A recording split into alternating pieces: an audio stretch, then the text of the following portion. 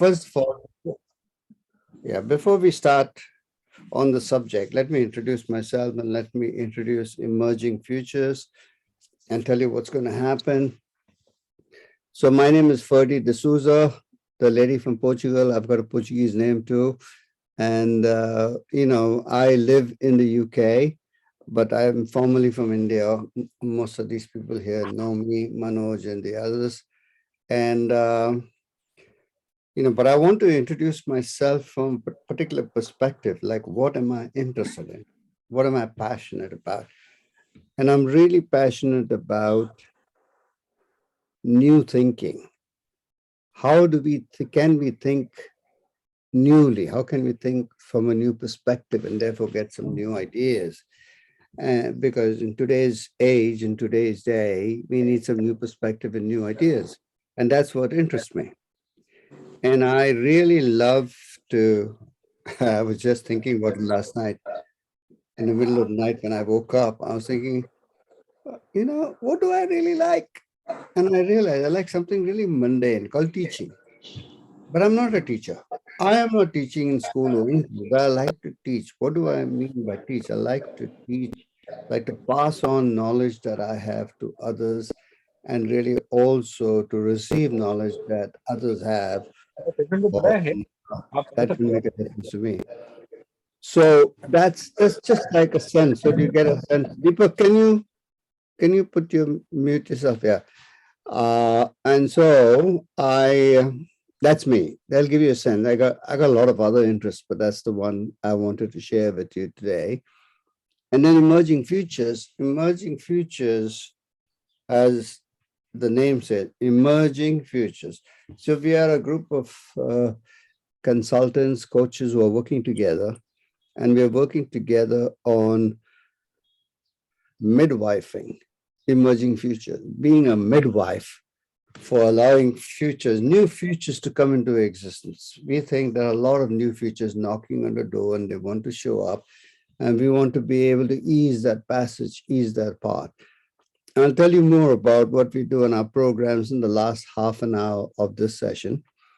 But right now, for the main portion of the session, I want us all to inquire, or at least I'm inviting us all to inquire into this whole business of customer.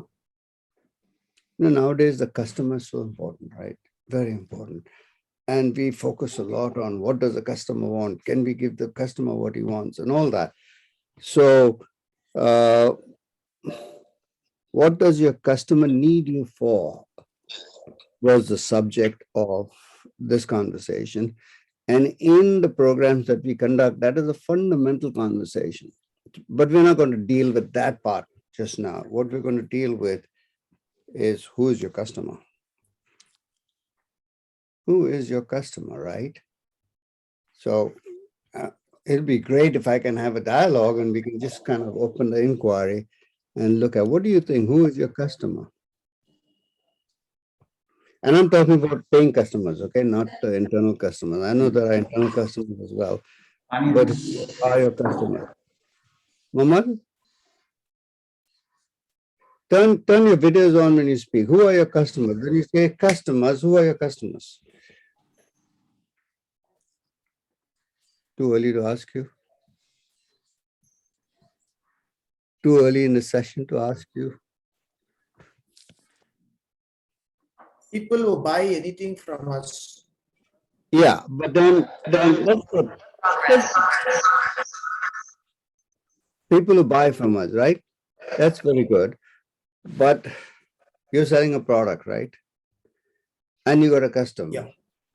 For example, Raj, you're in real estate and you build houses and stuff like that, right? Yeah. The housewife who's cooking the food, that's not your customer. Right. Right? So who is your customer? That's a question, okay? You don't have to answer it, but think about who is your customer. Someone else, who is your customer? Someone whom I am providing a service to. Yes, somebody who you're providing a service to, right? That's your customer. Now, clearly, there's a whole world of people. Are they all your customers? Potentially, maybe potentially. Potentially, they're all your customers? Yeah. Oh, yeah, sorry. Manoj has just reminded me of something. I know some of you have got guests you've invited here and just jumped into the program. Can you if you've got guests here today, can you introduce your guests and say a couple of words about them? Aljor, if you want to go.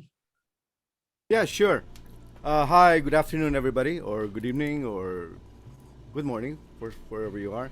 So I have a friend, Natasha, and Natasha is from Portugal, and she is creating a program, an online program that empowers women.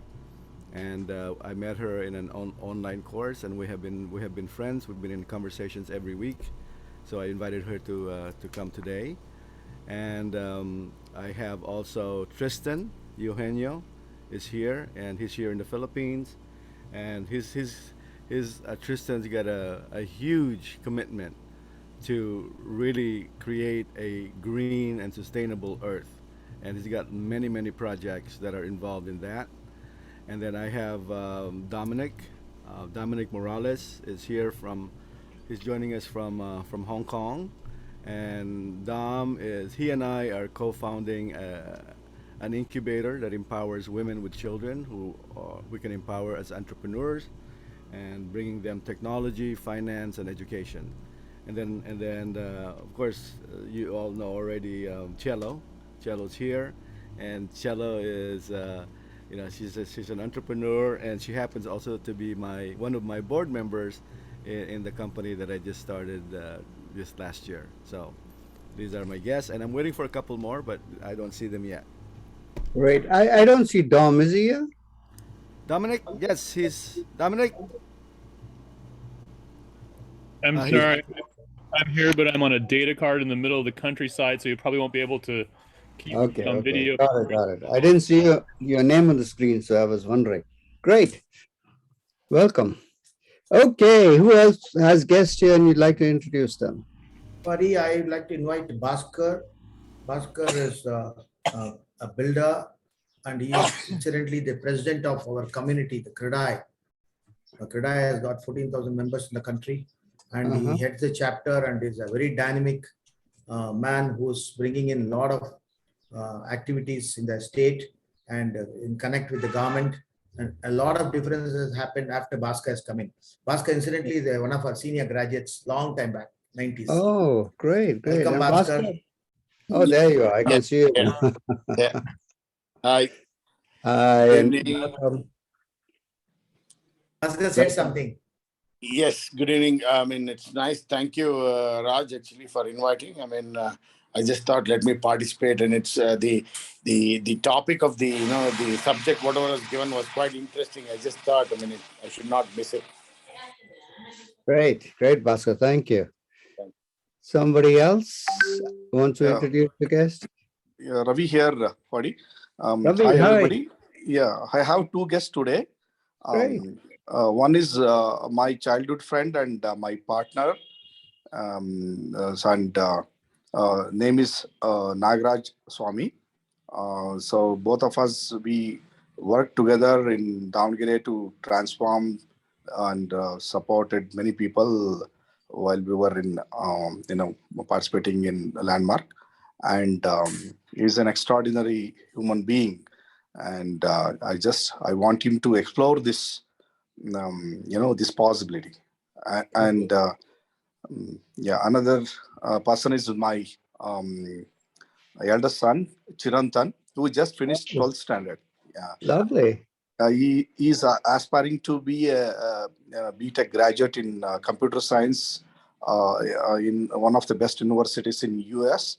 And he has his entrance examination on 2nd of March and 12th of March. So I want him to complete this course before he, take up his education in US. Lovely, lovely. Welcome. And by the way, quite a few of you haven't put your videos on, so it'd be great if you, when you introduce, you put your video on and just waved or something, so we can see where you are. Okay, great, Ravi. Thank you. Thanks. Somebody else? Who else would like to? Do you have any guests and you'd like to introduce them?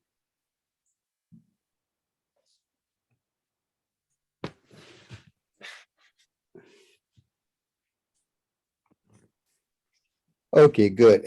And for those of you who don't have a host to welcome you, I'd like to welcome all of you. Thank you so much for coming today. I don't know what brought you here. Was it somebody who invited you, or somebody who said, go and check this out, or you saw something on Facebook or on something? So can you just tell us a bit about how come you've landed here? And it'll be really nice if you turn your video on too. Hi, hi. Hi, who's that? Yeah, I'm Raymond RJ. Raymond from Philippines. Yeah, I was invited by Wing. Yeah, This is second intro to Curyu, and yeah, I said yes in last night. great. Great, Raymond. Thank you. Somebody else? What got you here? Wing. No, not you, Raymond. Thank you. I got that. Okay. I got it. Thank you. Somebody else. What got you here? Hi, I'm Sucharita. Hey, Sister Rita. Good to see you. Yes. So I was invited by SK, and earlier I had an interesting conversation and exchange with you, Ferdi. Yes. Know you from earlier and the great work you do. So that's what brought me here. Great, Sister Rita. Thank you for coming, and good to see you. All right. Who else? Eddie, you want to welcome your daughter? Just going to say it. Okay, so hi, this is Sonal, and I'm a daughter of Edie, and great to be here. So good to see you both, Ferdi and Manoj. Great. And been invited by Edie and Sandeep. They've been really raving about the session, so they said you must come and hear the Ferdi out and this whole concept of the U process. So it's very intriguing. And I've actually, in fact, already signed up for the session, which is, I think, expected 5th and 6th of March. So Yes, looking forward to yes. it, actually. Yes. Lovely. Yeah. Sonal, thank you. Lovely. Okay. Anybody else?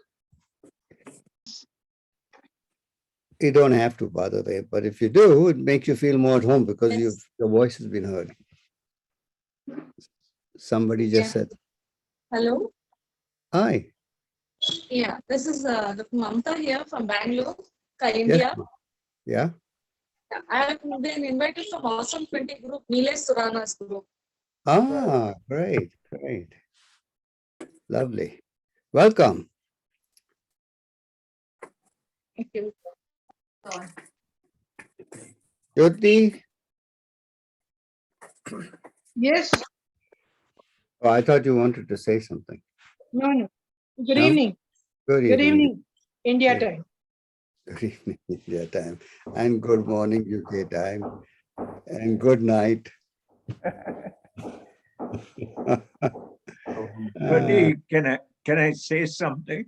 Yes, sure, Eddie. I think I'm the only one who has both the children out here. You must be thrilled. So 3 of us are here on this call. Great, great. It's good to be able to share with your children, and good when they listen to you. My children don't listen to me, so. Well, But someday they will. They're here on their own initiative.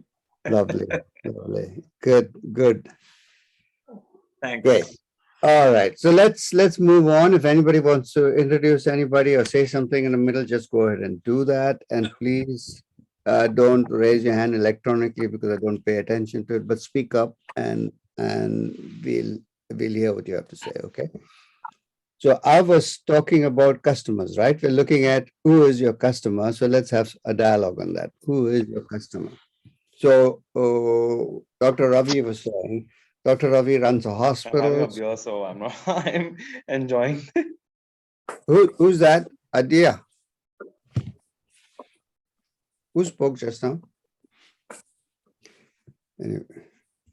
Okay, so I'm sorry. What was I talking about?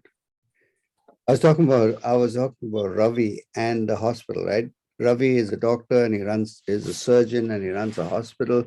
So clearly, Ravi's patients are his customers, right? But Ravi, if you can have a dialogue with me, okay? You all right to have a dialogue with me? Yes, Ferdi. Yeah.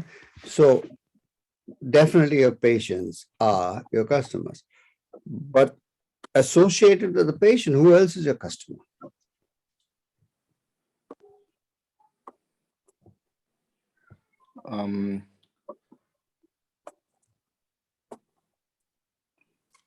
People Customers who are- supply products to my hospital.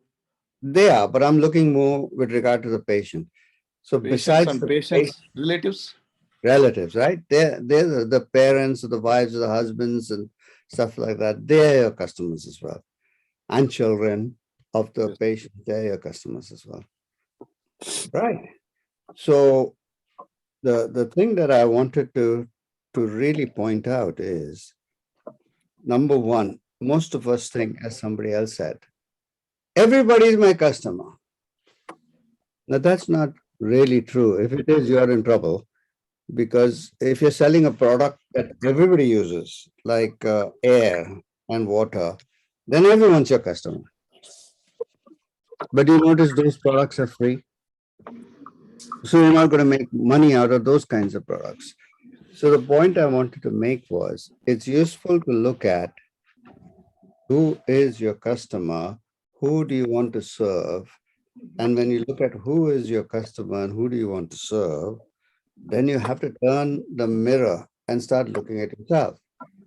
Because Raj is not a doctor, so he can't serve Ravi's patients. So his customers will be different from Ravi's customers, and be different from Sandeep's customers, will be different from other people's customers. So there's this dynamic between you and your customer. But you, like, what do you offer? What are you selling? What is your value? What is the value you're selling to the customer? What is the value what is the value that your customers are going to walk away with when they finish with you? So that's important. So there is the value you're going to provide, and then there is the customer, and then there is the connection between the two. So that's one aspect, okay? The other aspect I want to point to is perceived need of the customer and what they actually need. So most people in the world, when they are going to the market to buy a product, their needs are very narrow. They're viewed in a very narrow view. Like, you want to buy toothpaste, or brush your teeth. Now, if you look at toothpaste, there are millions and millions and millions of, I mean, I don't know about millions, but loads of toothpaste manufacturers. And whatever is provided in one toothpaste is basically what's in all toothpastes. You can kind of differentiate yourself as a toothpaste seller as saying, no, mine tastes of mint, mine tastes of something else. But there's not much of a differentiation there. So now we come to the issue of, are you selling a commodity or are you marketing value? What are you marketing? And that's the point I wanted to make. It's important to look at, what are you marketing? Are you marketing value? Are you marketing commodity? Now, what do I mean by a commodity? Or what do you understand? That'll be better if you look at it this way. What do you understand by the word commodity? When you heard the word commodity, what do you understand? Something which is tangible. Okay. But how is that different from Materialistic. materialistic? Okay, very good. Somebody else? What is a commodity? Give me examples of commodities. To talk about commodities market, right? Is it more of a transactional value, like a one-time kind of something? You go to the market and buy a piece of bread or something like that, or some rice and dal. That's like a commodity. Yeah. It's more of, yeah. Yeah, that's what I mean. Commodities are things like rice and wheat and steel and iron and those things. Those are all commodities. And what makes it a commodity is there are lots of people. It's not unique. There are lots of people who are supplying it. Yeah. And now you are entering the market.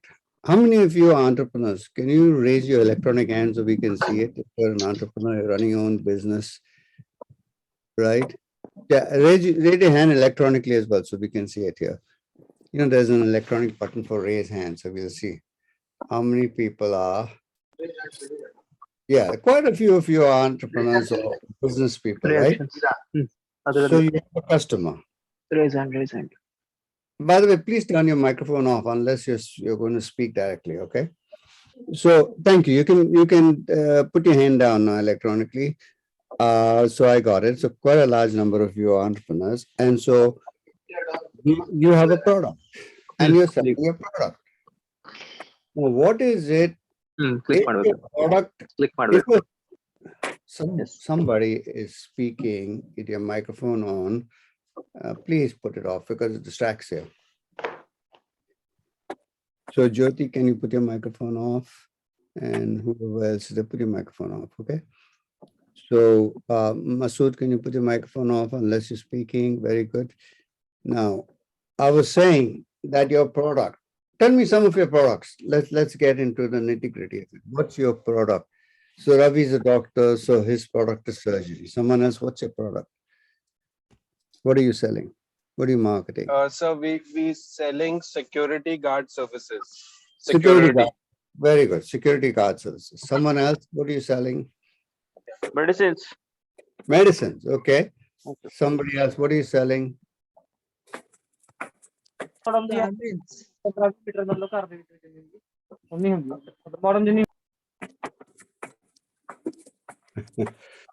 else, I didn't hear what the last person said. I think they were muttering in the microphone. What are you selling? I'm Garments. selling insurance and investments. You're selling investments. You're selling garments. You're selling medicines. You're selling I'm selling financial security. financial security. I'm selling transformation. Transformation. Okay, good. What are you selling? Apartments. Apartments. Okay, very good. So now, if what you're selling in your mindset, if what you're selling is a commodity, and what distinguishes a commodity is there are a number of suppliers, and therefore the margins are small. So if you're selling, if in your mind what you're selling is a commodity, then you are forced to reduce your margin and price becomes important, right? Becomes an important factor, quality and all that. But a lot of people are selling the same quality you're selling. A lot of people, so then what differentiates is price. So if your product is differentiated by price, I say you're in trouble already. Can you see that you now have a struggle in front of you because it's all about pricing? How can I price it? Is it good enough, low enough? Other people will not buy it. Are you getting what I'm saying? I need some feedback from you so I know that you're understanding what I'm saying. Yes. Yeah? Somebody said yes? Yes, that's me. Yes. Yeah? Yeah. Okay, good. So then, how if you don't want to be stuck in a sale, that's a sales market. That's where you're selling. That's what sales is about. And what selling and sales is about is selling commodities. And commodities then brings up competition and brings up pricing and brings up all that stuff. Now, if you were not going to be selling commodities, what could you be selling or marketing? Let's use the word marketing. Let's say selling for commodities. Let's use the word marketing for what we're talking about. What could you be marketing?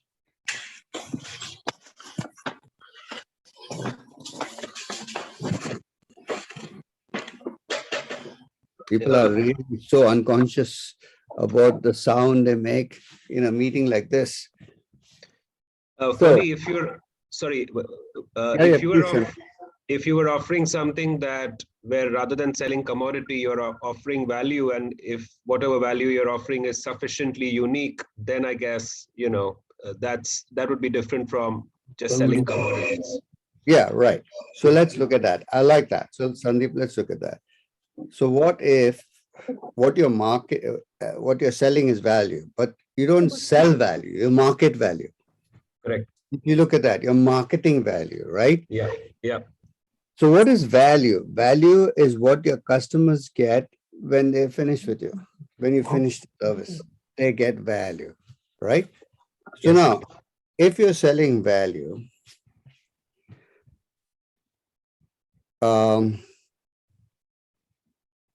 let's take Apple computers and take Microsoft computers, Microsoft-based computers, right? So Apple and Microsoft. Yes. What differentiates them? I think they're differentiated. Of course, there's difference in features, but I think they're also differentiated in the way they are perceived by the customer. Right. Value. Yes. What distinguishes them is value. Therefore, you find that they're pretty expensive, but people are willing to pay the price because of the value they get from it. While the other computers, you can get all kinds of computers and they do basically the same thing that Apple does. But it's not perceived as value. There isn't the kind of value that Apple products have that these other products don't have. And Apple, when they sell, they don't talk about what they do. They don't talk about how they do it. They talk about why they do it. And if you look, I was looking up I don't think I have it here, but I was looking up the mission statement of Apple. Anybody knows what it is? Something like, Manoj, can you check up mission statement of Apple? I'd like to bring it out there so it can make the point. Okay, so Can I add something? yeah, sure. That's the whole idea. Even in the hotel line, Taj Mahal is adding value. Yeah, very good. Absolutely. And that's where they can charge the prices they charge. And there are many five-star hotels, but Taj is uncomparable in hospitality. Yeah.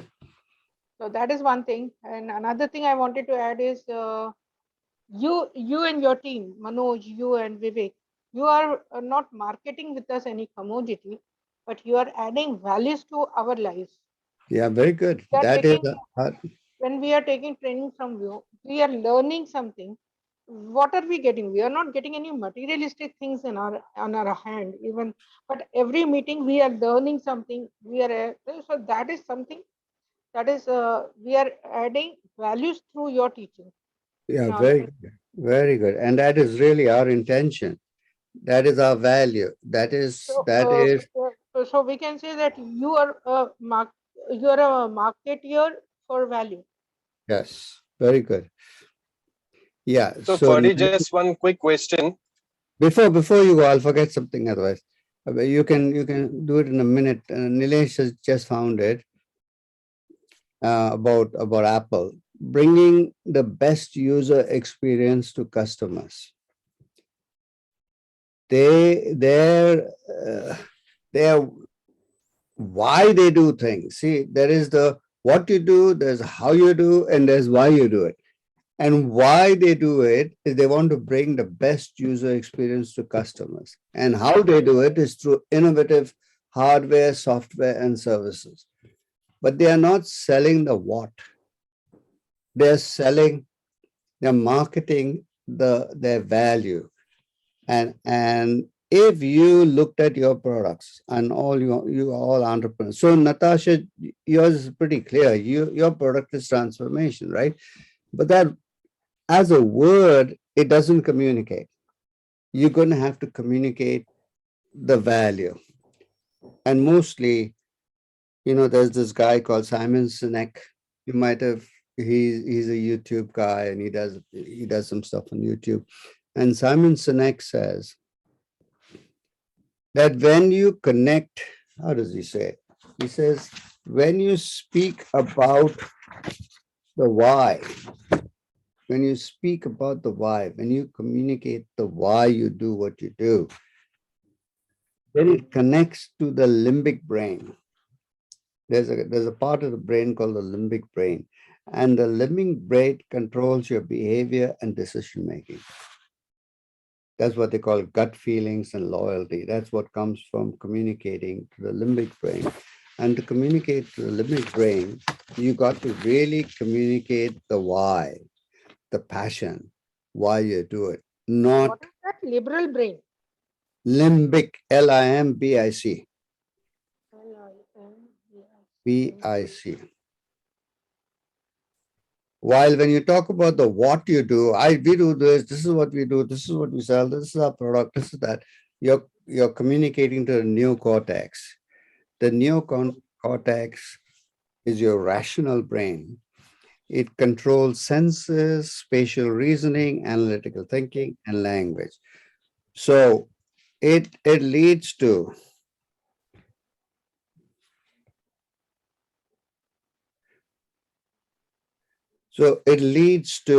rationalization and communication, but it's more like a rational, how do you call it? It doesn't touch the heart. The way I would put it is, it has to touch the heart. If it doesn't touch the heart, it has no passion, no heart in it. It doesn't move forward. So your customers, when you connect, first of all, every person on the planet is not your customer, right? You got to get clear about that. Nilesh is working in lean. Not everybody is interested in lean, but your customer is somebody who runs an enterprise and has to manage their production and stuff like that. And you go and talk to those people. You don't talk to the people who are not going to be your customers. You talk to the people who can use your value. You get clear about what your value is, what is the value you're providing, and who are the customers who can use that value and then do the connection there. That's the point I'm making here. Anything about that? Yes. May I say something here? Yeah, is it Sucharita, right? Sucharita, Yes. before you go, I apologize. I stopped somebody else, a male guy, who was communicating before. Yeah, Ferdi. Yeah. Can you wait? I just. Yes, go ahead. Sorry. Yeah, I just wanted to ask you, when you talk about value, is it also the perceived value that customers have about a product? Because sometimes, for example, you talked about Apple. Now, I don't use Apple phones anymore because I find the iOS thing, really confusing and stuff. So, and somewhere I feel that when you talk about value, is it the actual value or the perceived value that we're talking about? I think both of them are important, but if you don't have the value and you're putting something out there, then you're inauthentic and people will pick up on that. But if you put the value out there and people get it, and it's a value that they want, they can see, then it'll make a difference to them. So I got your point. The perception of the value is important, but the pushing out of the value is important too. You got to have a value that people will perceive. So if you have a great value, but people don't perceive it, then you're lost. If you have, if so, if you just go by, they should perceive the value, that won't work either. But to answer your question about the iPhone, so what did you say was your experience of the iPhone? Yeah, I found the experience very confusing, especially with the iTunes and the iOS and syncing the phone with the computer and stuff, which is much easier when you use an Android phone.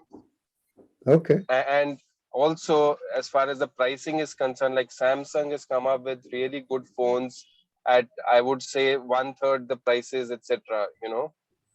So yeah.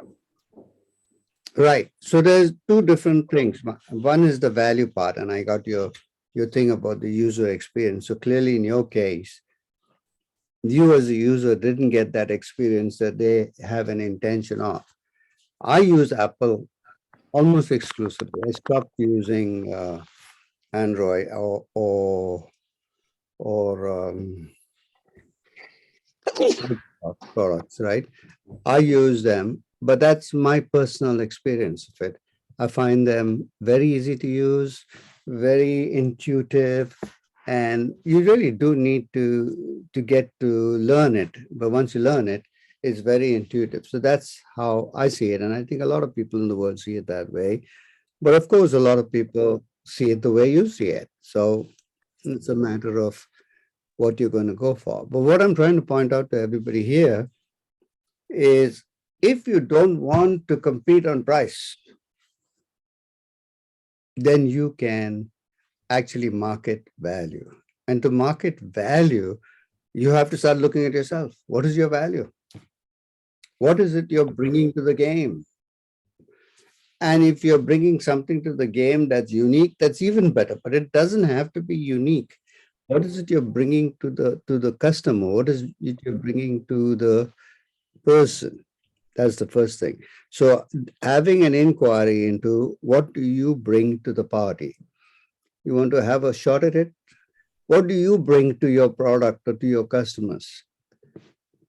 It's quite, wide. I mean, it's when we are bringing, it's very centric. The customer, the consumer, who it is, it changes from place to place, product to product, and within the residential space also. Like So you're the builder, right? Yes. Bhaskar? Yes, yes. So let me see if Raj can answer that question. What do you bring to your customers, Raj, as a builder? What values do you bring? First thing is try to somehow it has been that customer who comes to me, the customer who comes to me does not go elsewhere, or the person somewhere going somewhere, he does not come to me. Am I heard? Okay. Okay, No. good. Good. But so let me hear what you're saying, Bhaskar. Go for it. Is we give whatever he wants. His wants changes. I mean, the person, Yes. now we address their requirement. Okay, so the potential requirement, for example, if I have to give in with an example, somebody in the west side of the city to somebody from the east side of the city, the requirement and the value proposition or the requirement itself, the entire socio-economical behavioral pattern also changes. So basically we address to their requirements. Well, what if you gave more than people ask? That will be, you will be diluting. No, you won't. Not necessarily. Why would you be diluting, Bhaskar? okay, today's scenario, if you are giving something beyond their expectation, generally, I mean, people want the best. Okay. Something, if you are giving something good at a lower, this thing is something which is acceptable for them. That is there. Having said that, I mean, you will have to balance. The competition is so high now. I'm trying to take you out of competition. If you're going to go into competition, then you have to go by price, and you have to go by need, and you have to go by requirement, and you have to mold yourself to what your client wants and all that. Now, really, what your client wants and what they need may be two different things. Now, what client requires is very clear. We always try to bring in No, you're not getting me, Bhaskar. I'm saying what the client thinks they require. That's what they want, right? Now, what they want and what they actually need may be two different things. Correct, you're right. Right? And so, when your value is addressing their needs, then they're leaving you with great value, and they're getting a lot of value from them and they lead. And in that context, I said, who's it? Tim Ferriss. You've heard of Tim Ferriss, the guy, 4-hour day and all that.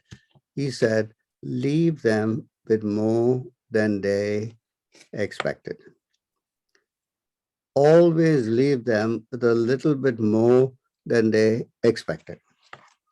Now, that requires a mindset. The mindset of scarcity can't do that. If you got a mindset of scarcity, you got scarce resources, scarce money, scarce everything else, you can't do that. But it's not that you don't have stuff. It is that you have the mindset of scarcity.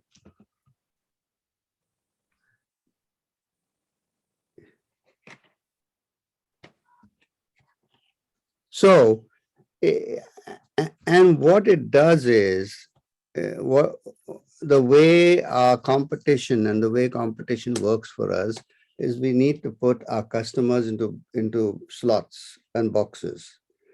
This customer can afford this kind of thing, even though they have a bigger requirement. No, they can't afford it, so we'll give them what they want. This kind of customer can afford it, so we'll put some stuff in there and give it to them. So you notice that we are operating from scarcity. And whose scarcity? Our scarcity, not theirs. I'm not saying you should just give freebies and give a lot of things and give all that. I'm saying if a customer came to you and they got a little more than they expected, and I didn't say a lot more than they expected, a little more than they expected, how do you think they'll feel?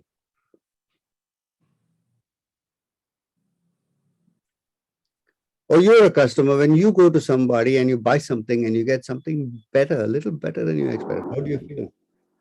Delighted. Delighted, right?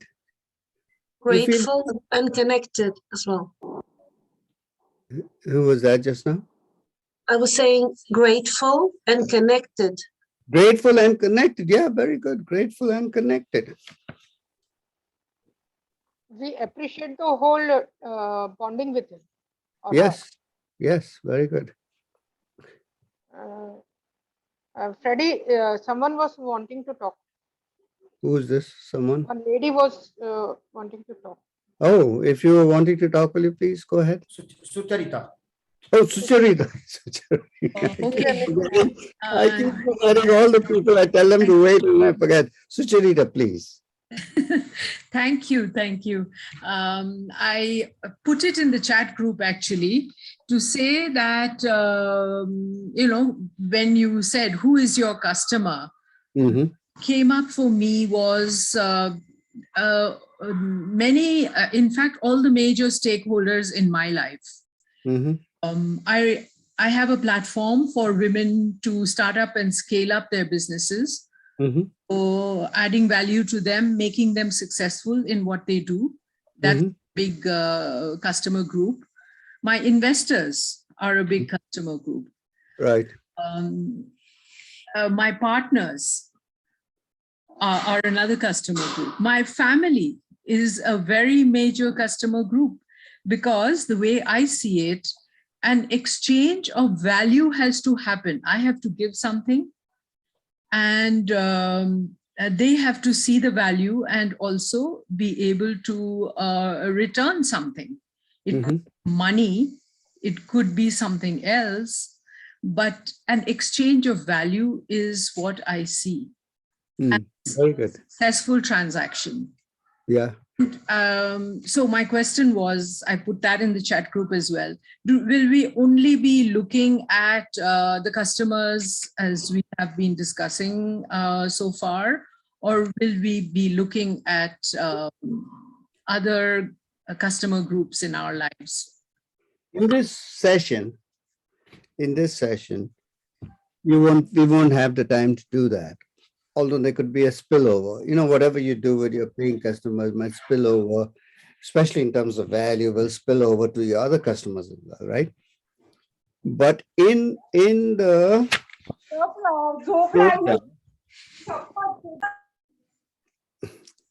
program, Leading from the Emerging Future, you actually you start with the people who are closest to you.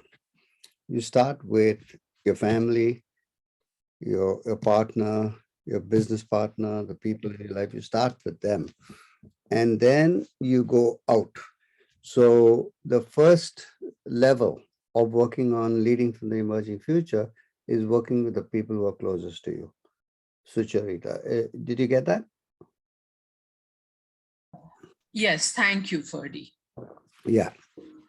And so with them, for example, we would give you an exercise. It's called a stakeholder interview. What you do in the stakeholder interview is you interview your stakeholder. Who's your stakeholder? Somebody who's either your customer or your boss or who's working for you or your husband or your wife, a stakeholder. And you ask them 3 questions. The first question you ask them is, help me here, Manoj, what's the first question? What is your most important objective? That's and right. How can I help you realize it? Yeah, so the first question is, what is your most important objective and how can I help you realize it? What is your most important objective and how can I help you realize it? So there's a little bit of most important what? Objective. Objective. Yeah. And how can I help you realize it? So for example, it's your customer, right? And he says, I want to build a little nut and bolt, something or the other. So you don't say, okay, what are your requirements? Okay, this size, this. I say, okay, what's your most important objective in using this piece? What do you want to use it for? And how can I help you meet that objective? And you see, suddenly it's become a little bigger than a transaction. It's become a little bigger than what do they want and what am I going to give them? And let's make it short and sweet. It becomes about serving them. It's about looking at how can you serve them. So somebody comes to Ravi and he says, I got a pain where the appendix is, and you immediately look and say, you're going to be operated. That's it. That's the end of the transaction. Or you can actually have a conversation with that person. What's your most important objective in the area of health? And how can I help you achieve that? Obviously, taking out this pain will help you. But is there anything else? Is there some other way I can help you? Is there some other thing we can do that will make a difference for you? That kind of thing. Or with the builders who really are, Bhaskar, if you don't mind me saying it, I have a negative listening about builders. And I know Raj as a personal friend of mine, and I know he's not one of the negative builders, I hope. And I presume, Bhaskar, you're not one of those too. But really, our brain gets stuck into a pattern in the business. And that's the only way the business runs. All the competition runs the business that way. I have to do that. If I don't do the same thing, I'll lose business. Well, then you're not a leader in your business. You're a follower. And as a follower, you are limited by the path that other people lay in front of you. If you're going to be a pathfinder and lay the path, you're going to have to strike out, go on in a different direction, try something new, aren't you? So that takes you back to what is your value? All of us need to really go back to what is our value. What do we value most? And not just in our business, but in our life. And then we can bring it to our business as well. So what do you value? Let's have a little conversation about that. What's your value?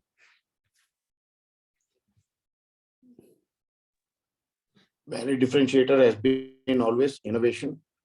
Okay, give something different. No, not value differentiator. Bhaskar, not differentiator. Your value, you're looking at value as a way to differentiate yourself from others. But do you have a value because you want to differentiate yourself, or because you have a value? We've been working for, certain parameters as a milestone. There's no compromise on those aspects. I understand, but just tell me, what is your fundamental value in your life? What about building? Great design, good quality, timely delivery, and customer satisfaction. Okay. Now, what is an over-encompassing value that can hold all these things and also applies to your personal life? Sorry, come again. I'm sorry, I just missed up. I'm looking at, I got what you said, and that's perfectly pertinent for your business. I'm asking you to get out of your business and to get in your thinking, to get into looking at a bigger context, in a larger context. And that context includes you, includes your family, includes your children, includes your life, in a larger context. What would you say is your value or values that give you these values for the building industry? Okay, this is more, there is a conscious effort.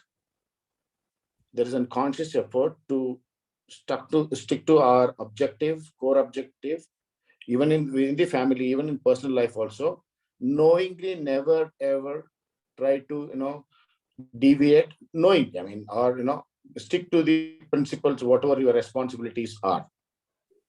So you're saying honor your values. Is that right? Honor your values. Honor your core values. Never go against your core values. Yes, don't deviate is what I said. Don't deviate from your core values. Never, knowingly, never. Yeah, I know. But then the value becomes don't deviate. Yeah.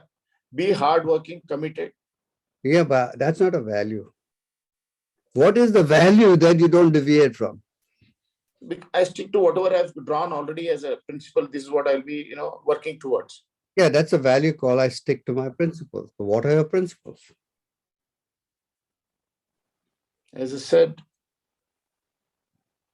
By the way, I don't want to put you in the spot. This is for everybody. So if you want someone else to answer that question, that's fine with me.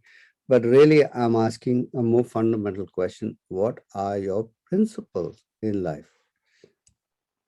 And I got what you said. What's important to you is whatever those principles are, I am going to stick by them and stay by them, no matter what it costs me. I got that.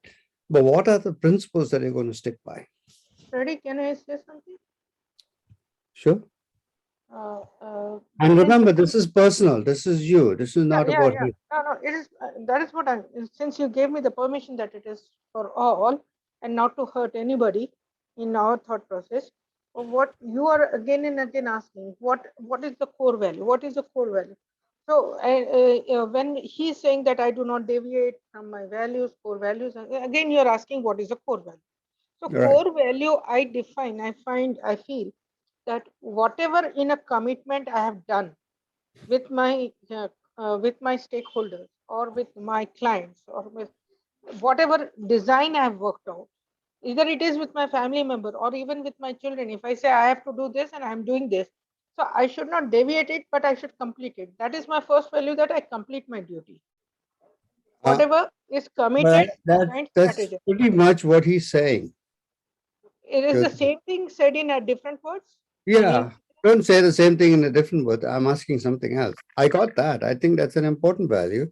And I think as a customer, I'd be happy if I knew that my builder will stick to what he said. And I know I can trust him to stick to what he said. So The that's one value of of the, trust is developing over there. yeah, If I was we are about to say, if we are following the word.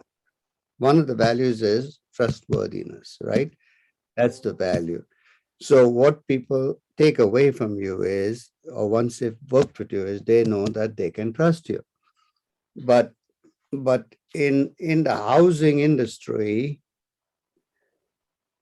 what is the value? Because trust is important, but trust is important for everything. What is the specific value in your industry that you stand for and you perpetuate and you now most probably you haven't thought about that. And that's all To right. give a better living experience. Sachin, go ahead. Yes. To give a better living experience.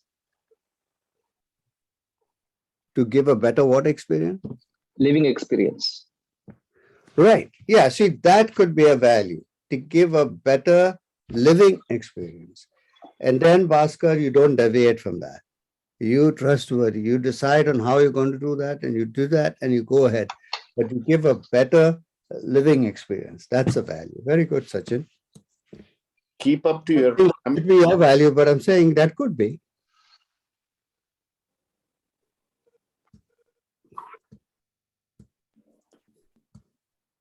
Nilesh, what's your value?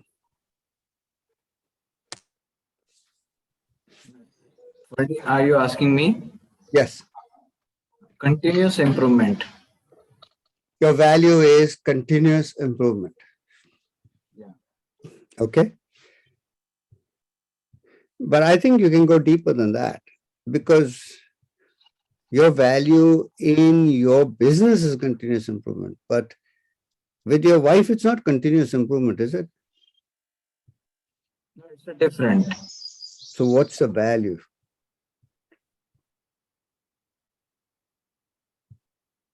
Value can be like a contribution is value. Okay. Now you take that contribution. Can you see that continuous improvement lives inside a contribution in that area? Yeah. Now, Right. True. if you had a value called contribution, then in business, then this is the contribution. With your wife, you look at what is the contribution. With someone else, you look at what is the contribution. So you start to design your life and design yourself to express your values. Ferdi, he can continuously improve with his wife also. Well, I think it'll become too much of an industrial relationship. And then it'll lead to industrial, what do you call it? But Action. Freddie, what I understand by describing the value to the extent of his wife and his client and all those things, I think that we better understand the word value more deeply, that it is not changing with the target of the group where we are dealing. Yeah, absolutely. Not changing with the target or group that you're dealing. Whereas a What would be commodity the is always value? changing. So value is something having an intrinsic quality that it is not changing with person, place, time. Yeah, it could, by the way, change, but I get your point. I think it's got a certain stability in it and it's got a certain thoughtfulness in it that it doesn't change moment by moment. But Rather, I use the word it is not biased. yeah, okay, got it. Now, important thing, Jyoti, is what are your values? What do you value? The way I would say it, what do you value?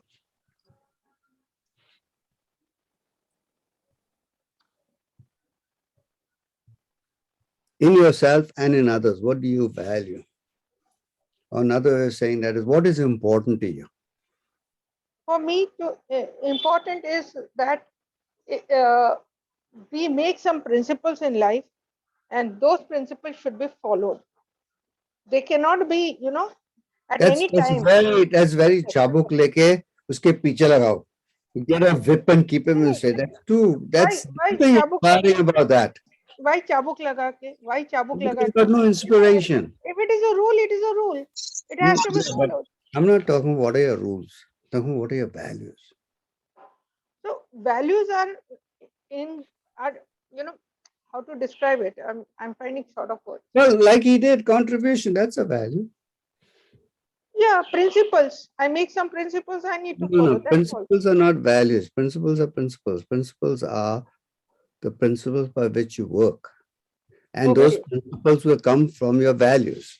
What are your values? Principles we make, and those come from values. Okay. Yeah, that's what I was saying. Okay. Somebody else. My core value is I'm committed to provide the quality health service.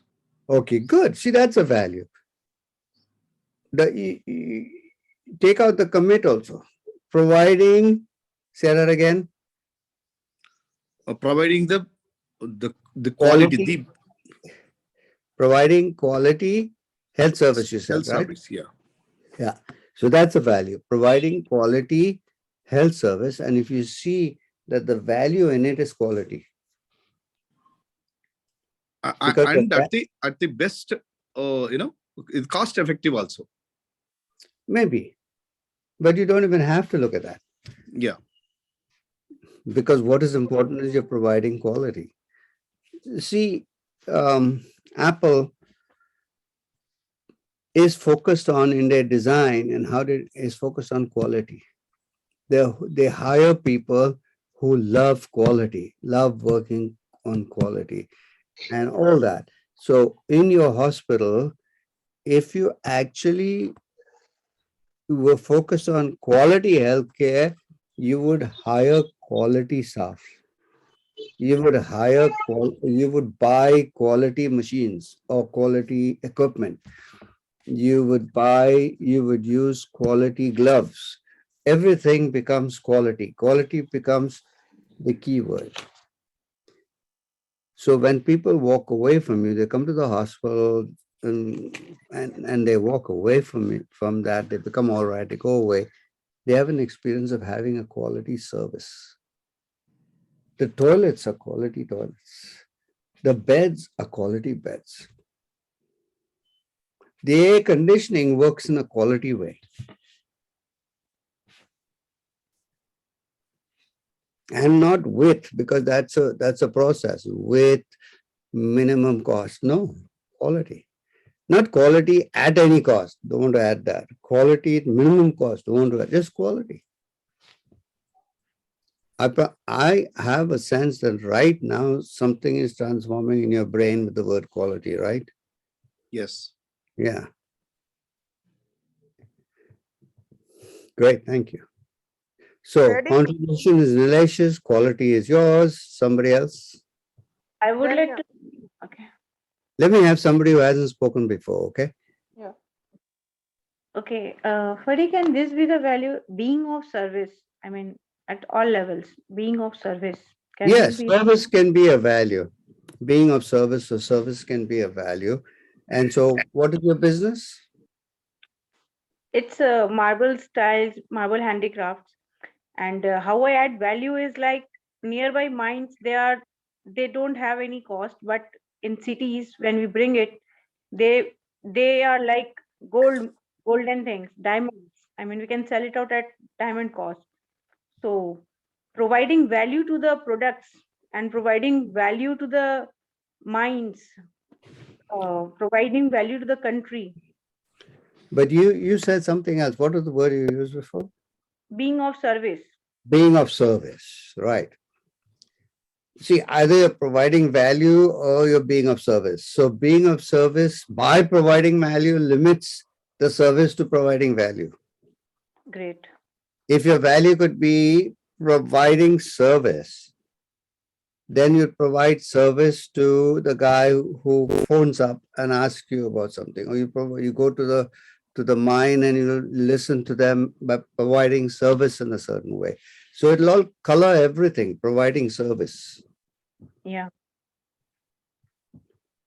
Yeah, definitely. A sand at beach has no value, but sand at a city has, and bringing them to the correct place is actually valuable. So providing this as a service.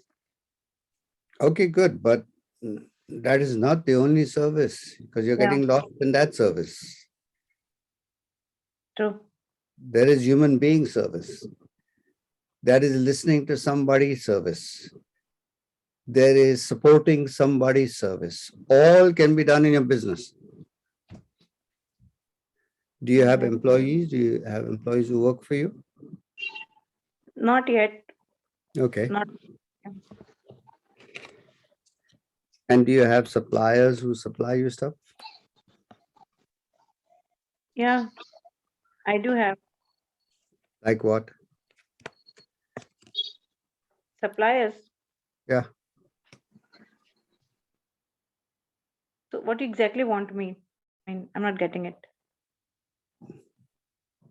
But it doesn't matter. We don't need to go there. I think you're a one-person show, right now? Yeah. Right. So we don't need to get too much into that. But somebody else. Can you see, by the way, if you wanted to have service, if you were clear service was one of your values, then can you see that you could serve your suppliers as well? You can serve your customers and you can serve your employees. And how do you do that? Now that in our language, that's not important for us. What's important for us is to serve our customers, not to serve the people who serve us. That's their job. They should serve us. Which is all right. If you don't have that value, that's okay. But if you have that value, then you'll have to include that. So let me take a little pause here, okay? Because two things. One is I want to make sure everyone's engaged. And secondly, I want to make sure that I want to know what you're getting. So is this useful? Is this conversation useful for you? And if it is, can you tell me what you're getting that is useful? Yeah, can I say something? Sure, Gaurav. Right, thank you. So what I'm getting out of the whole conversation is it's not about what we value to our what is it we give to our customers. It's about what we stand for as an individual, and then for your company, then for the people around you who are close to you. Yes. So like after listening to the whole conversation till now, what I have got, like we write a line below our company's name. We say nurturing relationships. Yes. So whatever actions we take in our organization it's about nurturing relationships. Even if a client says, I don't want to pay you this much money. So we see what is the answer we should be giving them so that it doesn't degrade the relationship between me and my customer. It should not take the relationship down between me and my vendor. It should not take the relationship down between me and my employees. So everything is around nurturing relationships. Like very good. I was with Nilesh the other day, I think last week. So I drove him down almost 30 kilometers away just to have few words with him. And in the end, on the whole, during the drive, he said the same thing. Okay, aapne mere ko khareed liya. Very good. I can see the love you're showering on me. So I think what you're saying, everything is around nurturing relationships. From your value, somebody else may have some other value, but from your value, you can see how everything relates to that. That's perfect. Listen, I need to just leave the room for a bit, and Manoj will manage for me. Manoj, are you here? Yes, Ferdi. Can you just manage for 15 minutes? I need to. Okay, great. Okay, yes, so let's continue. Thanks, Gaurav. And let's continue. What are you hearing? What are you getting for yourself? Go ahead. Who would like to share? Manoj, value for me, the standing for my value is like the influence which influences on the people around me who having a business with me, who are a customer with me. and the people working in my institution. When I stand for my value, that will influence them, and definitely, they will be inspired by that value also. Right. Very good. So your core value, it kind of finds a way to show up and reflect everywhere in your relationship with all these people that you mentioned, right? Yes. And in your business and everywhere. Is that what you're saying? Exactly. Okay, great. Thank you, Dr. Ravi. Okay, somebody else, what are you getting or what questions you have? Either you can share what you're getting or you can also ask questions. I can see the clear difference between need and want. It was a collapse for me. So it's a very so one thing is came from scarcity and one thing is really like a people are grateful about it, like a people feel connected about it. So I got the difference between need versus want. Yeah. Thank you for that. Mostly we are connected to the want than to actually get invested. We have to invest ourselves to get connected to the real need, right? It takes more efforts. It takes conscious efforts for that. It's like when you said it requires conscious effort. I need to listen deeply to that person to really get their need versus just articulating some want and doing work on want. It's a very superficial work. First time I got it. Great. Very good, Nilesh. Thank you. Somebody else, what are you getting and what question? Either what you're getting or what questions you have. Both are welcome. I really relate to what Gaurav said, that it boils down to relationships. When we are giving value and, delivering on whatever it is that we think, like someone said, service. For me, it's making a difference. It's all about building and nurturing relationships. So how do we do that successfully and ongoingly and build upon those relationships? That's the way I see it. Very good. Good. That's true, Sucharita. And I think what Ferdi is pointing out is each one of us will build relationships in a different way, given by our core value. Yeah. Great. Thank you very much. Somebody else? What questions you have or what do you want to share? So what I got is how we make other people feel while dealing with us. Right. Very good. So yeah. So whatever the customer, it is a customer or it is a customer or somebody else. Right. Very the good. way we make them experience with us. Yeah. That matters, I guess. Brilliant. Thank you very much. Thanks. Somebody else? What are you getting and what questions you have? Hey, Manoj, thanks for holding out. Yes, over to you. Is everybody frozen? Oh. No. Okay. Okay. So it says my internet connection is unstable. There you go. Yeah. So who else? Any questions you have or what you're getting out of it so far? And especially those of you who haven't spoken yet, it'll be nice to hear your voice, like to hear how it sounds. Hello. Yes. Vikas here. Yes, Vikas. Can we say that love, compassion is also a type of value? What do you think? I think it should be a continuous value for the lifetime. So is that what you value? Is that what you value? Love and compassion? Yes. Okay, very good. Right. And then you design your product, you design your relationships, you design the way you work, you design. What do you do? Are you an entrepreneur? No, I'm working for one private company. Okay, so in the place that you work and with the people you work with, that's the value that you're putting out there. That's the value you're not deviating from, as Jyoti and Bhavesh, was it? Bhavesh said, you want to not deviate, but that's the value you're not deviating. And then you will find as you start to do it, it's not easy, right? Yes. You got to build a muscle in it, but you can have that as a value and then have that be what differentiates you from the other staff members in the office. But you don't do it as a differentiator. Oh, I'm going to have love and compassion because I want to differentiate myself from those hateful people. No. Thank you.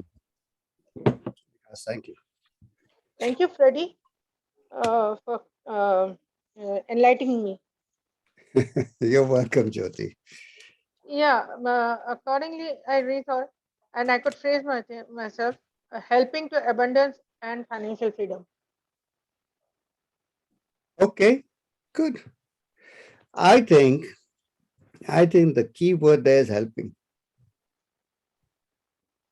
Okay. That's the value. That's helping is the value. Yeah. You like to help people, don't you? Yeah, I love. Yeah. I help. I interact on that that stigma. Yeah. So and help not only in financial freedom and all of, but helping people, empowering people, having them be satisfied or something. So that's your value, and that's what people come to you for. That's what people not people come to you. That's what people get when they finish talking to you, working with you. That'd be good, won't it? Thank you.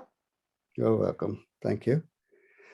Okay, so this completes at in how many minutes, 42 Manoj? minutes.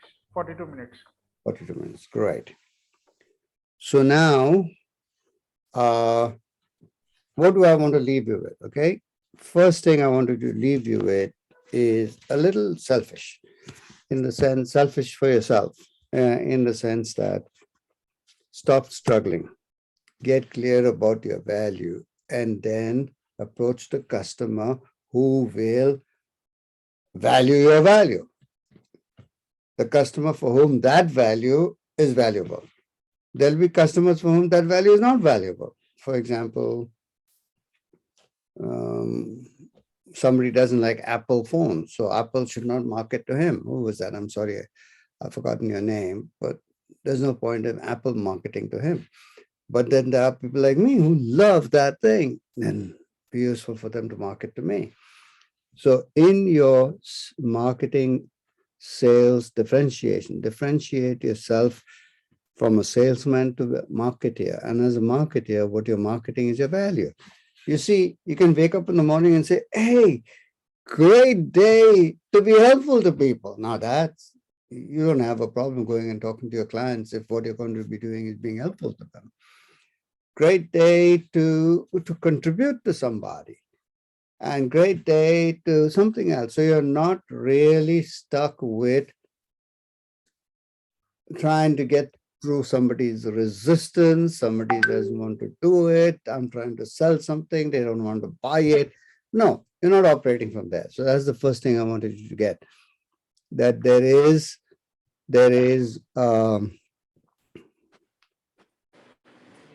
your value. There is what you are providing is value. And if you're clear about that and you love the value that you provide, then you will love doing the work you do.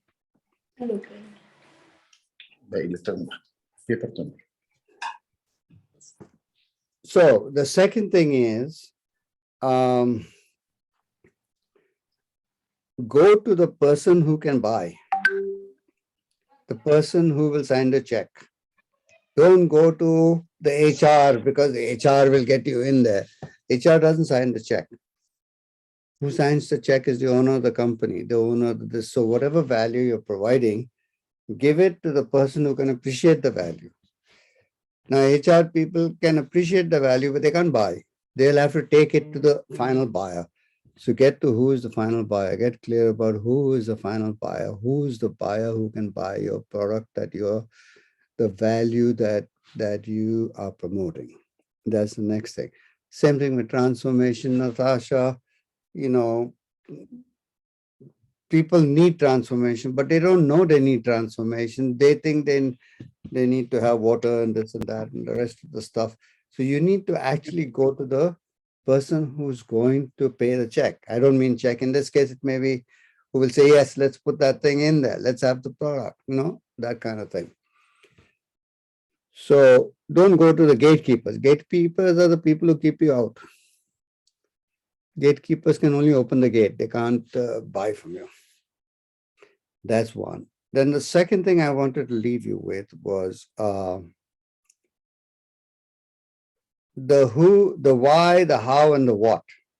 Most of us, we actually talk about what we do, what we are, what we do. We don't talk about, and some of us talk about how we do it, but very few people talk about why. Why do I do what I do? Now, Sandeep is starting, I think you're starting a new thing, right, Sandeep?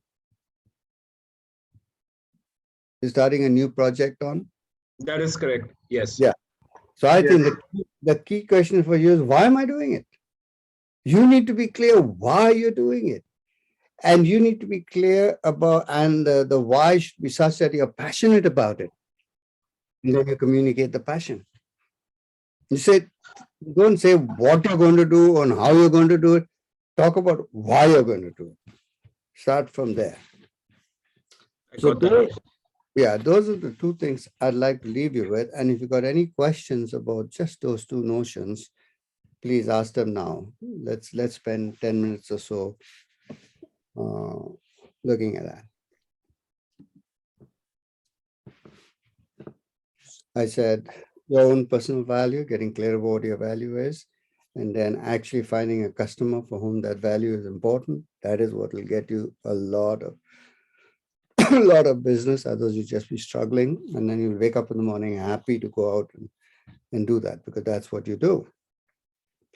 And then the second thing is actually don't get stuck in the what and the how, but look at why you do what you do, which is once again tied to the value stuff. I think I'm saying the same thing, but in different ways. So, anything? Ferdi? Yes. Hi. Natasha, yeah. Yeah, I identify 4 core values, which are love, respect, integrity, and contribution. Right. Should I focus on 1 or 2, or because I feel they are a part of me? Am I being too? Are those too many? Should I focus on 1 or 2? I do think there are too many. I think if you look at them, let me make it easy for you. If you look at them, which is the one that really calls to you? Contribution. Contribution. Great. That's really inspiring. You love to contribute, right? Now, what were the other values you had? Love. Love. Respect. Now let's take love. Contribution. One of the things you're going to contribute is love, aren't you? Yeah. Right? And you're also going to contribute respect. It's difficult to contribute if you don't respect. And what's the other value? Integrity. Integrity. That's more like a negative thing, like preventing the negative. If you don't have integrity, you just fall flat. So you got to have integrity, like breathing, right? That needs to be there. And what was the other one? There was one more. Contribution. Yeah. So can you see contribution is the one that calls to you, inspires you, you're passionate about contribution. And all the others, kind of, when you talk about contribution, somehow those others will come in. Okay, they're connected. Yeah, they're connected. Right? Thank you for. Yeah. So you wake up in the morning to contribute. Right? Yeah. And then there may be the what you contribute, there may be the how you contributed, but the why is I contribute. Right? That's my passion. Yes. Thank you. Great. Great. Ferdi, Yes. can connecting to higher self be my value in everything I do? I think it's a different conversation. Right. No, wait, let me see if I can bring it in here. Got it. Let me see if I can bring it into this conversation. So what do you mean by connecting to your higher self? I know what you mean because we've done the program, but these people haven't. So what do you mean by that? What I have realized working with you is that there is a self, which is a smaller self for the sake of convenience, which is actively involved, thinking, acting, doing whatever it does on the planet. I've been doing that for 62 years. Now I've gotten in touch with something which is much bigger and larger, which is not different from me. And whenever I'm able to get the glimpse or connection with it, my performance is very real, very different. And this applies to my life, my relationship, my people, the money. I understand a way I can make this easy for you. Yeah, thanks. See, whatever you're talking about now is about you. Oh. Right? Yeah, you and your higher self. But Right. if you look at the customer is not you. Right. So if you look at the customer and you start to say, what will you empower in the customer? Because the customer also has a small self and the customer also has a large self.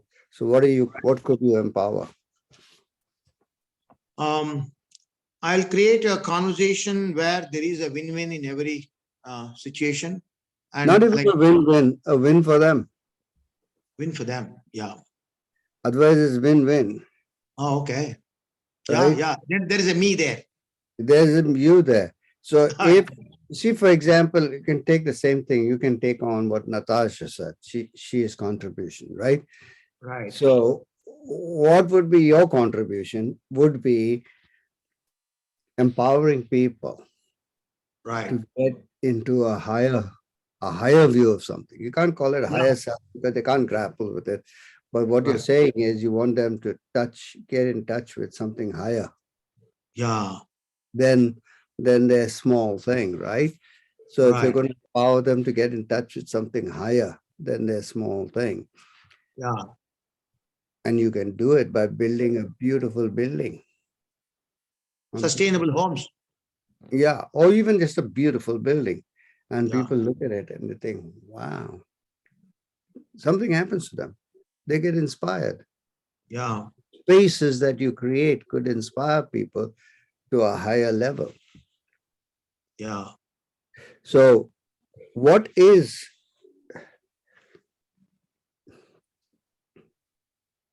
I think we should leave it at this place right now. Is that making sense to you? Yeah, perfect. Thank you. Yes, Thank you very much. shifting from looking at how you could get in touch with your higher self to shifting to how can you empower other people to get in touch with their higher self without using that language. Got that. And I without wake up even with that. talking- Ferdi, I really wake up with that. I don't know how to language it, but every morning I wake up with what you said. Yeah. Thanks. And you can do it through your buildings, through your spaces, through what you create as homes for people. What you call sustainable homes, I would just even take out the word sustainable. Because sustainable is a way of fixing what's wrong. What's wrong is right now, people are everything we're doing is destroying the planet. That's where you put the word sustainable, right? Right. But if you are going to take care of the planet, you don't need to put the word in there. Right. Yeah. Okay. Brilliant. Thanks. Thanks, Ferdi. All right. You're welcome. Ferdi, hi. Just sharing what Hello, my Kalyan. values. Hi, come on, share.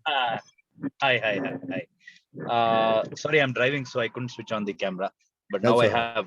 So, hi everyone. Manu here. I'm a lawyer.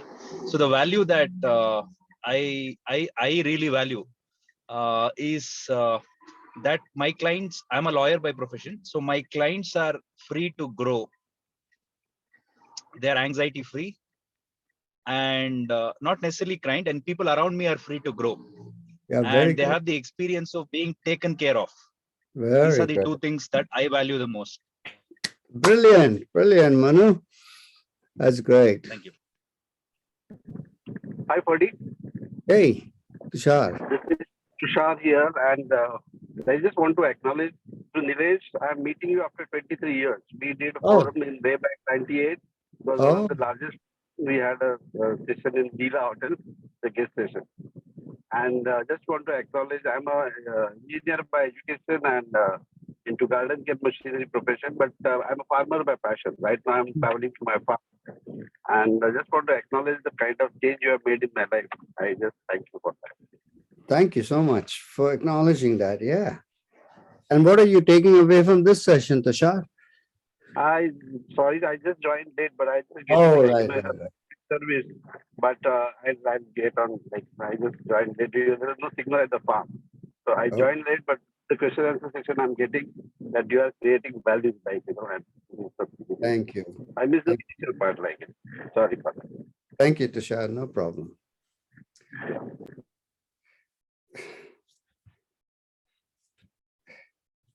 Dr. Shashank Rathod, anything for you? Yes, I am getting what you and the people are creating. Thank you to you and Nilesh bhai. It is Very quite, as someone said earlier, that I cannot put in words, but things are quite important and I'm getting it. Very good. Very good. Thank you. Okay, you're welcome. So I'm going to change the subject a little bit now. And I'm going to start by saying, you know that there's a war on in Europe, right? I don't know whether you know that. India has abstained from the UN thing of criticizing Russia, but there is a war on. And there's things happening in the world and on the planet. And if this goes the way it is, looks as though it's going, there's going to be huge damage. So just have that in the background, that there are people right now in the Ukraine who are suffering, being attacked by the Russians, fighting back. And you can imagine yourself, you would imagine Pakistan invaded you, but they're unlikely to be able to do much there. But China invaded you, then how would you respond, right? So that kind of thing, just to have a sense of what is happening in Europe and have the space for people who are dealing with that. Okay, I just wanted to remind you of that. Now, what I want to do now is I want to talk about what I think a lot of your friends invited you here to get to know about Theory U and the work we do with Dr. Otto Sharma. And really what we're up to is what we're passionate about is creating a new civilization for human beings. Now, that's a huge thing, right? But so what? If you're going to do something, might as well do something big. And we want to create a new kind of civilization for human beings. What do we mean by that? Well, in many, many ways, but really looking at the larger picture, looking at the largest possible picture, because the limit of what's possible is our external environment. Our external environment limits what's possible for us. And if we have a good external environment, then it's better. And the biggest external environment on the planet is the planet. The planet right now, I don't know whether things have knocked things off. Our attention has been knocked off on it, but there's a lot, for the last 2 weeks, we've had storms over here every day. One storm comes in, then another storm comes in, then another storm comes in, then another storm comes in. And it's causing massive damage. And that's like just an example. In this country, that's what's happening. And that's what's happening elsewhere too. And so we have damaged our planet. And we really need to do something about that. And what has caused the damage to our planet is a way of thinking. The way of thinking of me, mine, and and not seeing the kind of what do they call it in economics, where the cost of the product doesn't go to the customer, it doesn't go to the manufacturer. It just is, I forget the name. Externalities. Externality. That's right. Externalities. The externalities of the oil industry has damaged the planet. The externalities of economics, the externalities of how we run economics has shaped and determined what kind of medicines we work on and what kind we don't. The kind of medicines we work on are the kinds that give a lot of return. The kinds of medicines we don't work on are the ones that don't have return. The kind of patients we treat and the kind of patients we don't treat. All of it has been in this whole domain of we are working on in an ego-based world. And by ego, I don't mean personal ego. I mean just there's something outside of us. There is the inside and there's the outside. And that boundary, that really starts at home, because in home also there is me and mine. This is my house. This is my sheet. This is my bed. This is my room. And you're not, and you're outside. Even between husband and wife, this is mine, this is yours, this is ours, this is not. It's all there. And so this distinction called ego versus eco. Ego is where it's mine, is limited, is boundaried. Eco is where it belongs to everybody. So there is ego and there is eco, and our thinking is focused on ego, not on eco. Another word for it would be duality and non-duality. Duality is, as you know, duality means that for me to be me, there has to be an outside of me. And non-duality is there's no outside of me. It's all one. So in that space, in that world, we are working in that space, in that world. We want to create an environment in which our grandchildren and our great-grandchildren can thrive. Don't need to commit suicide because they can't get the right job. Don't need to get depressed. Don't need to have loads of medicines because they got eating the wrong food or the wrong kind of elements. So that's a big deal, big thing. Now, I'm not saying you should work on the whole thing, but if you work in the context of transforming the planet on your thing, for example, Raj and Bhaskar work in the context of transforming the planet on the buildings they build, the kinds of materials they use, the kinds of how they treat their employees, how they work with them. And those of you who are doctors, once again, the same thing. Those of you who are working on other businesses, you're not focused on growth, growth, growth, growth, growth. We got this thing, this disease in our head called you got to grow. You know, human beings grow and then they mature and then they deteriorate. It's a U-curve. Even the oak trees which live for 800 years, at some point they die. So you can't grow forever. And even the growth, at some point, at the beginning, you grow a lot and then slowly, little bit of growth. But growth is not the important part there.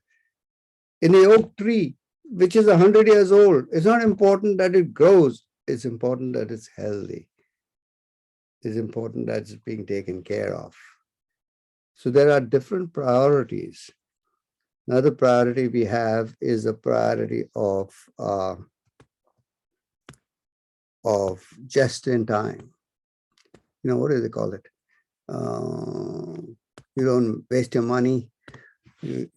No wasted movements. I forget the word for it. Where this just-in-time production comes in.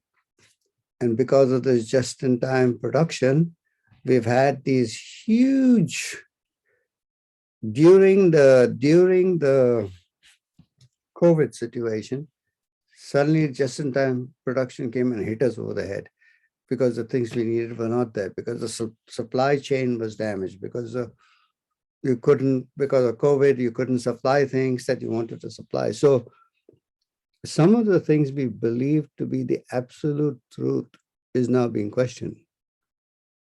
So we need to factor in resilience, not just productivity, but also resilience into how we do. You understand resilience?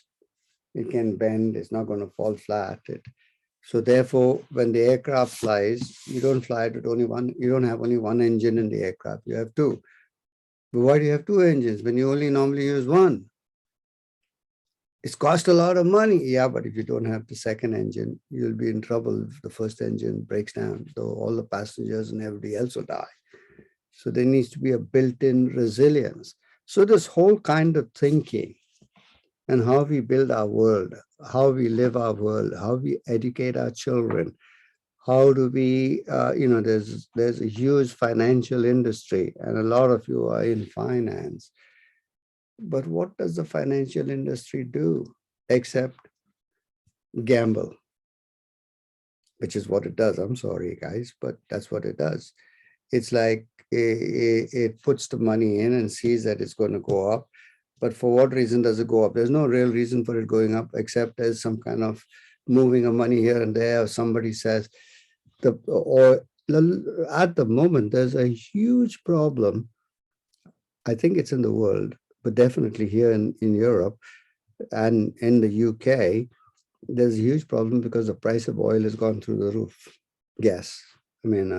Petrol has gone through the roof. The price of gas now, after the Russian war, has already gone through the roof.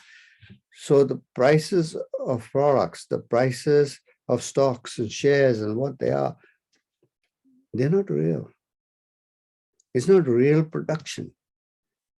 It's speculative. And so the economy is speculative. Now, are we ever going to be able to end it straight away? No, I'm not suggesting we end it straight away, but I'm suggesting that we start thinking. What damage are we doing to ourselves, to the people in our life, to our environment, to the other people in our culture with the way we think? And really the heart of it is the separation. You are not me. I am not you. So I'm going to keep it for myself.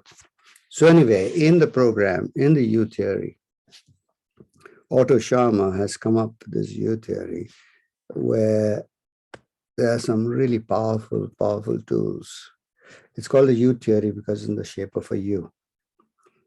You start on the left-hand side, you go down the U, and then go up on the right-hand side. So I'm wondering, you think you have ready a U? Oh, you can see it at the back of Manoj, but do you have a slide? Manoj, I don't have any slides, unfortunately. Do you have a slide that you can put up that shows the U?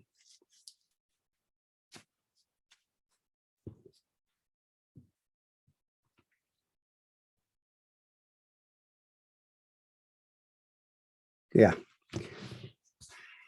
So I hope this is interesting for you. You want to transform the world? I know that Natasha wants to. Yes. Sucharita wants to, right? Do you find it, Manoj? Just give me a minute. Okay. Okay, the point, while he's looking for it, okay, let me talk a bit. Actually, you just want the image, right? Yeah, I just want the image. You know, the one we had made, Yeah, this special one was made for us. Okay. I got it. You going to share? One that is behind me, same one, or No, the one that was the artist did. Yeah. Okay, I got you. Just give me 1 minute. I got the one with the movement. You want to show that? Wait a minute. No, I don't know which one you're talking. So just if you can give me 1 minute, okay? You got 1 minute. In the meanwhile, while Manoj is doing that, Anybody who's done the program would like to share what you got from it.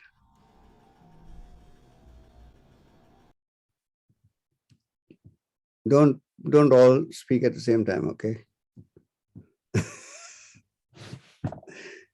So Wang or anybody else, if you want to share what you got from it, go ahead. Or Nilesh or anyone else, what you got from doing the program.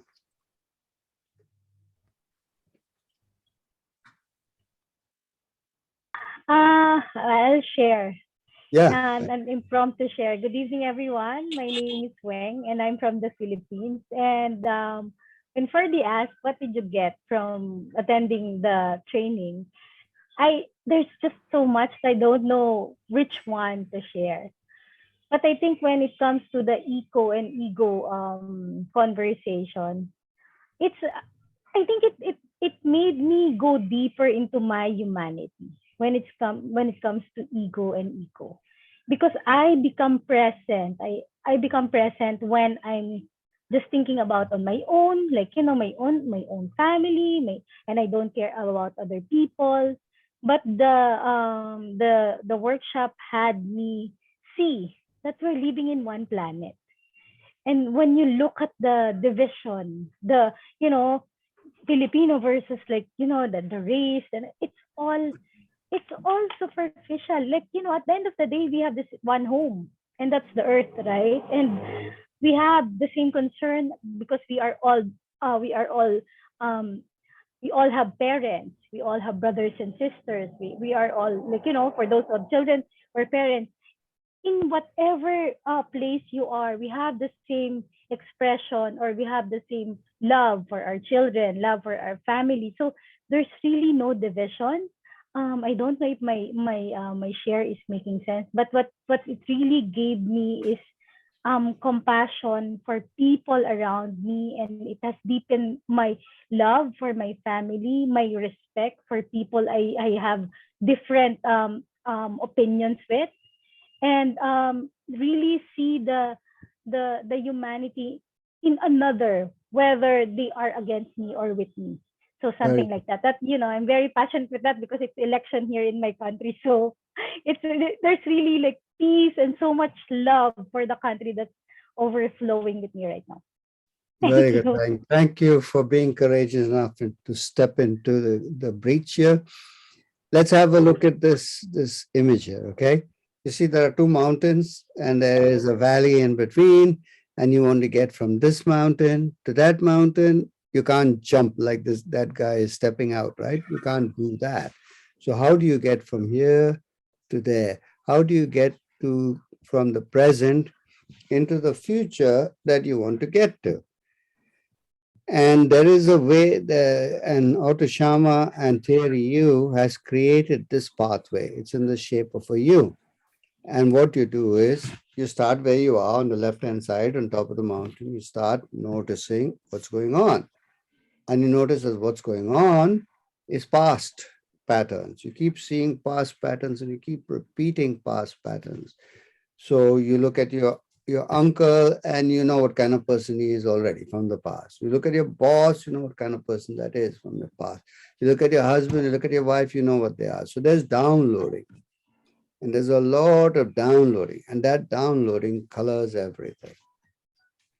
So the first step in moving forward is suspending the downloading so that you can see with fresh eyes, so you can see differently. Then you start redirecting your senses. You start seeing not just from your eyes, but you see from the other people's eyes. There are other people in your life, and you're seeing through your eyes, but now you start seeing from their eyes. So that's redirecting from the field. And then you get to a place where you need to let go. What do you need to let go of? Who you are, who you think you are, what your life's been about, and what a mess you made of life, how wonderful you are, how many millions you got in the bank or trillions you got in the bank, all that. Let go. Why do you need to let go? Because there's a blue dot there in the bottom. If you want to go from the left-hand side to the right-hand side, you got to go to the eye of the needle. That's what you call the eye of the needle. Like You have a needle, got a hole, and you're passing a thread through. That's called the eye of the needle. So the word eye of the needle comes from, there is a gate. I mean, back in the old days, there used to be trade routes. People used to take goods on camels from one continent to another, trade routes, and the trade routes used to pass through Jerusalem. And in Jerusalem, the roads became narrow and narrow as you went through the city. And at some point, it was so narrow that loaded camels could not go through. So they had to be unloaded. So you had to let go of what you got. Then you went through the gate, through the eye of the needle. And on the other end, you let come. Now you let come something.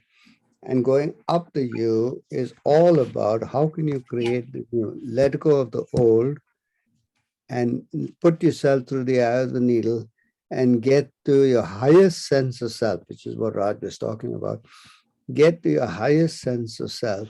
And then from that place, allowing something to come in, allowing new features to emerge as possibility, crystallize them as possibility. And then you start working on realizing them, making them real.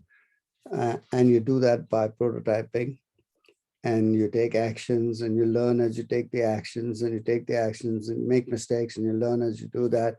And then all the time you're keeping clear who you are, what your value is, what your sense is. And then you can get to a place where the thing really works, and now you can take it to scale. Take it to a whole scale production. How do you make it a whole scale production?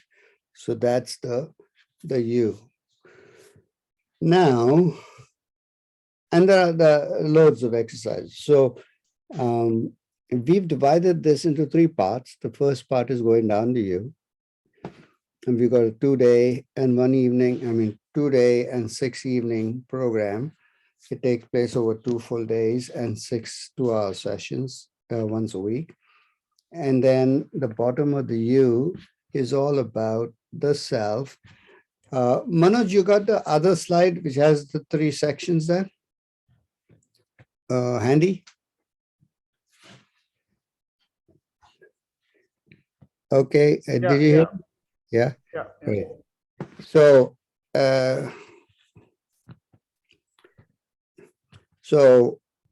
while that other slide is coming up, it'll make a little more sense to you. You're talking about transforming perception, transforming self, transforming will? Yeah, that one. Yeah, that's the one, right.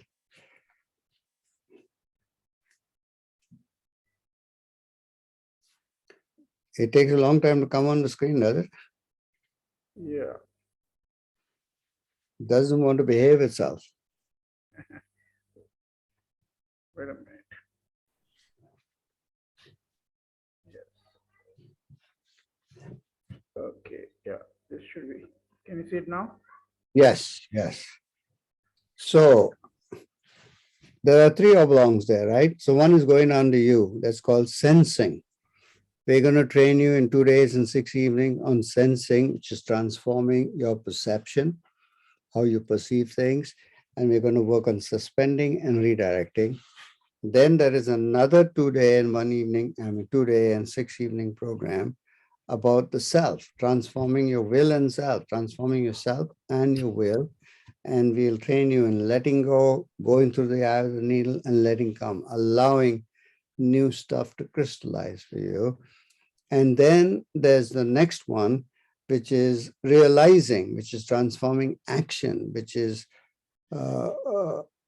see, one is transforming perception, the other one is transforming self and will. This is transforming action, so that you use action to learn.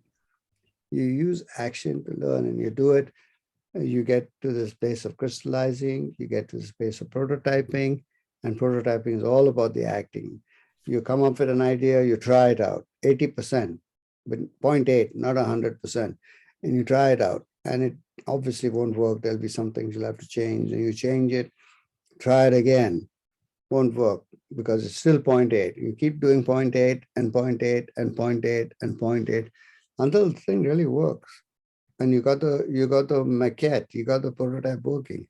Now it's a question of taking it to scale. We call that institutionalizing. So, for example, Natasha's got some ideas about how to cause this transformation, which area to cause this transformation. When she's finished this portion, then she will start crystallizing what that is. And then she'll have to create, say, oh, I should try this in this village. Let's try this in this village or this town or this thing. And you try it out. And you don't try it out because you think it's going to work 100%. You try it out 0.8. That means it will fail. And you will learn from that failure. You'll get feedback and learn from that failure. And then you'll try it again. And once again, it'll be 0.8, but 0.8 of that.